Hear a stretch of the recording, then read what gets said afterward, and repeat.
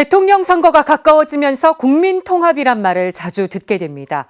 그만큼 우리 사회 갈등이 심각하다는 방증인데요.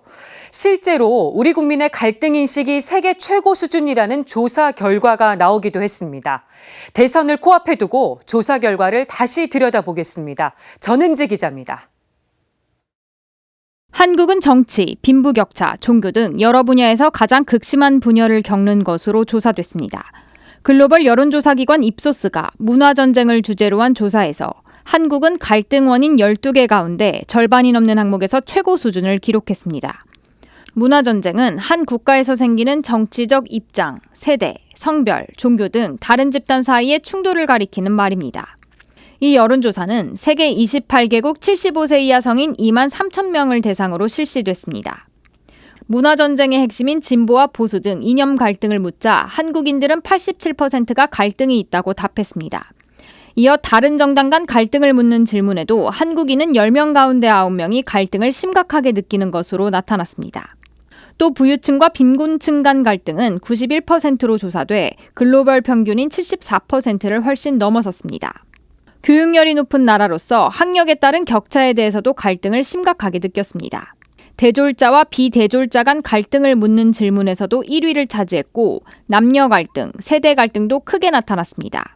다양한 종교의 비율이 높은 한국은 종교 갈등에 대해서도 10명 가운데 8명이 갈등이 심하다고 답했습니다. 종교 갈등이 두드러지는 인도보다 높은 결과입니다. 한국은 토착민과 이주민 갈등, 인종 갈등을 제외하고 모든 갈등 항목에서 상위권을 차지했습니다. 전문가들은 이러한 결과를 한국인들의 과잉 반응으로 보기는 어렵다고 분석했습니다. 실제 한국 사회의 여러 갈등이 심화하면서 국민들이 이를 강하게 인식하고 있다고 말했습니다. 우리나라 사람들이 특별히 더 과잉 반응을 한다. 그렇게 해석하기는 어렵다고 보고 실제로 우리가 굉장히 갈등이 많은 사회이긴 해요. 갈등을 심각하게 인식하는 것도 사실이고 정의 현안에 관해서도 이해관계 대립들이 좀 더 점점 첨예해지고 있는 건 사실이죠. 좀 신흥 종교들이 코로나 방역에 협조를 안 해서 정부와 갈등을 빚는 걸로 인식할 가능성이 크고 한국은 소셜미디어에서 이견을 공유하는 문화가 활발해 갈등 극화가 두드러지는 경향이 나타난다는 분석도 있었습니다.